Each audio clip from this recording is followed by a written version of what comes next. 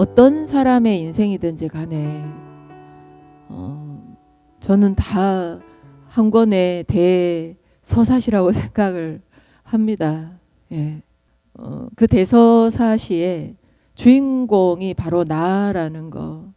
그래서 내가 살아온 내 삶에 대해서 내가 부정을 해버리면 지금 나를 사랑하려고 아무리 노력해도 사랑할 수가 없다라는 거예요. 내가 그 시간들을 살아왔는데 물론 그 시간 속에서 마음에 드는 장면이 몇 장면이나 있을까요? 여러분들은 자기 인생을 쫙 돌아보면서 야, 정말 내가 생각해도 내가 너무 멋있는 것 같아 라고 생각이 드는 장면이 많아요. 또 기억에 남는 몇 장면들이 있어요. 어렸을 때 뭐 이런 장면, 내가 실패했을 때 막 그 괴로웠었던 그 장면, 그리고 내가 막 정말 막 장애를 극복하고 막 뭔가 이뤄냈을 때 그 순간의 한 장면, 뭐 혹시나 이제 부모님이 돌아가셨다면 부모님이 돌아가셨을 때 또 그 장면, 또 혹시 먼저 보낸 자식이 있다면 먼저 자식을 보내면서 또 고통스러웠을 그 한순간의 장면, 그게 참 다 성공한 인생이라고 해서 그 인생이 하나부터 10까지 100까지 모든 순간이 다 성공이었겠습니까? 아마 숫자로 100을 친다면 남들이 보기에 아, 저 사람 성공했어 라고 그렇게 보여질 인생도 만약에 숫자 100으로 하면 아마 90개의 실패였을 거예요. 90개도 적어요.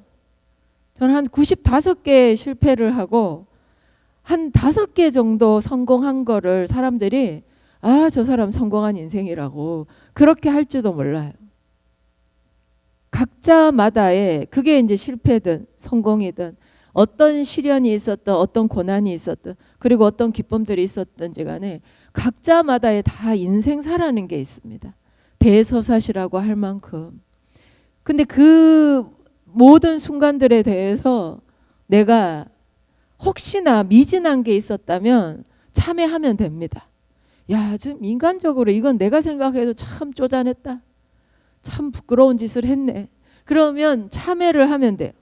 그리고 그것이 누군가에게 가해가 됐다면 제대로 용서를 구하면 됩니다. 그러면은 내 인생에 대해서 내가 스스로 자부할 수가 있는 거예요. 내 인생에 내가 주인공이 될 수 있는 거야. 그런데 그 부끄러운 행동 앞에서 참회도 없고 내가 분명히 가해를 했는데도 용서를 구하지 않았다면 자신이라는 존재에 대해서 나는 끊임없이 변명으로 일관할 거예요. 그때는 이럴 수밖에 없었다. 저 때는 그게 최선이었다. 내가 그러고 싶어서 그랬던 게 아니다. 이러면서. 그러면 내 인생은 내 인생이 아닌 거예요. 나라는 존재는 없어요. 그냥 변명과 핑계와 상황과 조건으로 어쩔 수 없었던 존재가 아니라 어쩔 수 없었던 그냥 상황 속에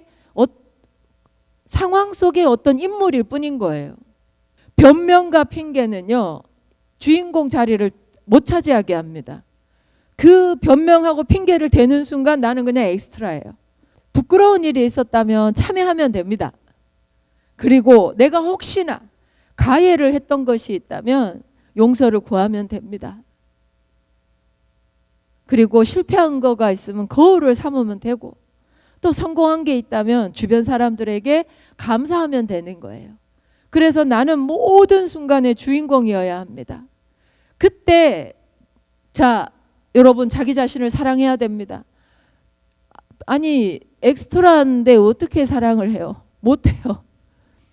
주인공만이 사랑할 수 있습니다. 주인공만이 그 인생의 대서사시를 이해하고요, 사랑하고요, 인정하고요, 정말 끝까지 다 읽습니다. 그래서 선도수행은요, 그걸 직시할 수 있는 용기를 단전에서부터 끌어올라오게 해줍니다. 밖에서 기운을 받으면 그건 외기예요. 근데 내기는요, 안에서 솟아나는 기운을 갖다가 내기라고 합니다. 그런데 이 내기가 왜 솟아나야 되는가? 이 내기가 솟아나야지 나라는 이 아무것도 아닌 개체가요, 전체와 연결이 됩니다. 전체 의식과 나라는 개체가 연결이 됐을 때 통찰력이라는 게 생겨요. 전체를 볼 수 있는 눈이 생기기 시작을 합니다. 그때 보여요. 내 인생도 통째로 보여요. 그리고 이 나라도 보이고요. 이 세상도 보이기 시작을 하는 거예요. 전체가 보이기 시작할 때 사람이 덕으로서 이제 살 수가 있는 거예요. 덕을 베풀면서 살 수가 있는 거예요.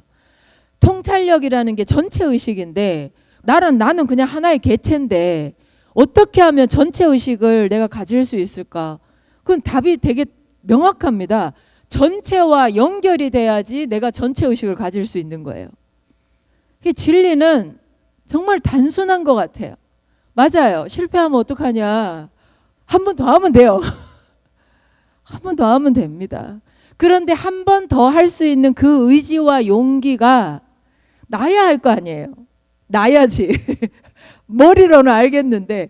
그래서 그 의지를 낼 수 있는 힘이라는 게 선도에서는 내기라고 하는데 그 내기라는 게 뭐냐? 결국엔 호르몬의 작용이라는 거예요. 그래서 한 번 더 하려고 의지 낼 때 그때 자기가 멋있는 거예요. 핑계대고 변명하는데 자기가 멋있겠어요? 하나도 안 사랑스러워요. 하나도 안 멋있어. 그러면 내가 살아왔던 인생도 어때요? 전부 다 부정하게 될 거예요. 도망가고 싶고. 그래서 우리 가끔 그런 생각 하잖아요. 나를 아무도 모르는 데서 살고 싶다. 네, 나라는 사람을 아무도 모르는 데 가서 살고 싶다. 그런 생각 가끔 하시잖아요. 아, 나만 하는구나. 그게 자기 자신에 대한 부정이죠. 네. 저는 다시 한번 새롭게 용기 낼 만한 가치 있는 게 인생이라고 믿어 의심치 않습니다. 만약에 이것까지 부정해버리면 정말 삶에 의욕이 없어요. 그래서 무슨 가치가 있는데? 라고 누군가한테 물어보려면 그래, 무슨 가치가 있는지 한번 내 살면서 찾아보려고.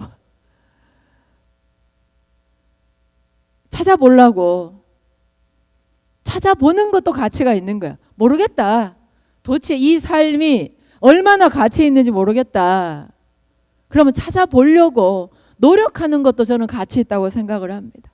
만약에 여러분들이 참 다행스럽게도 이 생애의 가치를 여러분들이 깨달았다면, 느꼈다면, 그걸 자각하셨다면, 그걸 더 많은 사람들과 함께 나누는 또 새로운 노력을 하신다면 그것도 가치 있지 않을까 싶습니다. 같이 하는 것. 함께 하는 것만큼 가치 있는 게 없다.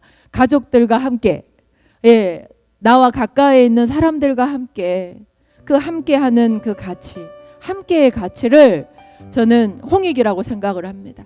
함께의 가치를 실현하는 삶, 그것이 바로 천손의 삶입니다.